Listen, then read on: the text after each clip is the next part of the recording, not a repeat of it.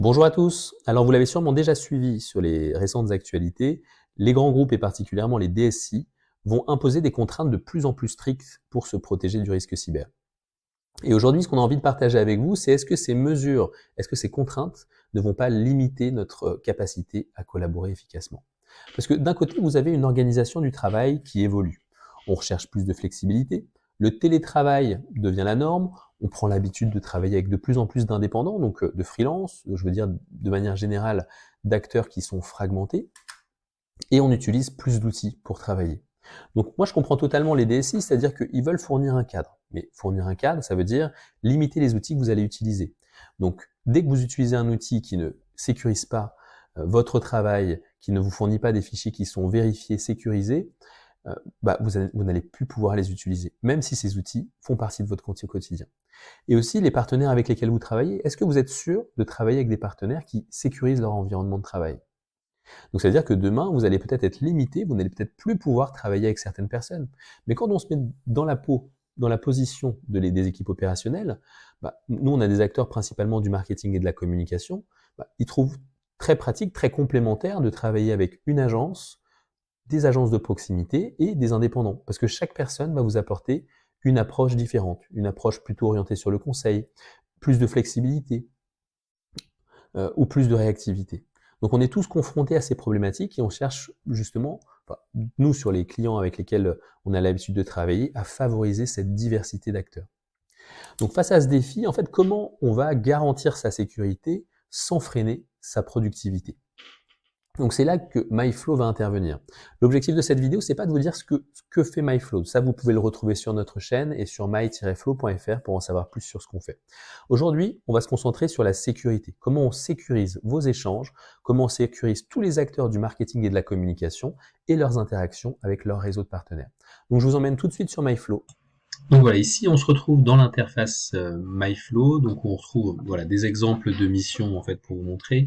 Donc on peut avoir des missions avec différents intervenants. Donc là, comme on le voit, par exemple des responsables marketing et communication vont avoir besoin de coordonner par exemple des graphistes avec des imprimeurs, des développeurs avec des QA-testeurs, des traducteurs avec des rédacteurs ou des personnes en charge de la localisation, des webmasters, et ainsi de suite. Donc vu que vous êtes confronté à une multitude d'intervenants, le fait d'utiliser une solution comme MyFlow vous permet de coordonner toutes ces personnes dans une chaîne de travail, dans une chaîne de production, pour vous aider à gagner du temps et à gagner de la visibilité sur vos projets.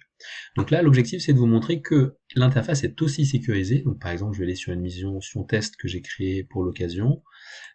Donc sur l'exemple où un client vient déposer un projet, le document, dès qu'il est en effet téléchargé, il est immédiatement testé par VirusCamp. Donc VirusCamp, qu'est-ce qu'ils font en fait? Ils vont scanner automatiquement à l'aide de 7 antivirus en parallèle.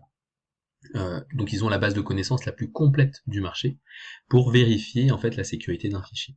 Et donc en fait cette sécurité vous la retrouvez dans différents espaces de MyFlow, donc dans notre espace de stockage qui vous permet de remplacer WeTransfer, donc c'est beaucoup plus rapide. Vous avez un accès aux données en continu pendant toute la durée du projet et même plusieurs mois, plusieurs années après si vous le souhaitez. Vous pouvez automatiquement partager ces données, donner des droits sur ces fichiers pour les partager automatiquement en fonction des métiers, des personnes qui vont travailler sur les collaborations. Et donc ça, vous le retrouvez donc sur la partie desktop, sur l'espace de messagerie directement. Si vous échangez un fichier directement, vous allez avoir un audit, un scan du fichier. Donc, ça veut dire que ça protège les utilisateurs qui déposent, donc du client vers le partenaire ou inversement. Donc, le fichier est totalement sécurisé. Ça, vous l'avez sur desktop et sur mobile. Donc, quel que soit le device que vous allez utiliser, vous êtes sûr de totalement sécuriser en fait les données qui sont échangées. Et ça vous permet donc de vous assurer que vous travaillez avec des indépendants ou travaillez avec des personnes, quelle que soit la personne avec laquelle vous travaillez. Si vous utilisez une solution intermédiaire comme MyFlow, les fichiers qui rentrent dans vos systèmes sont totalement sécurisés. Donc voilà, on espère vous retrouver très vite. Cette solution elle est à disposition de 700 utilisateurs à la date à laquelle je tourne cette vidéo. Et j'espère vous retrouver très vite pour vous apporter plus de précision. À bientôt, merci.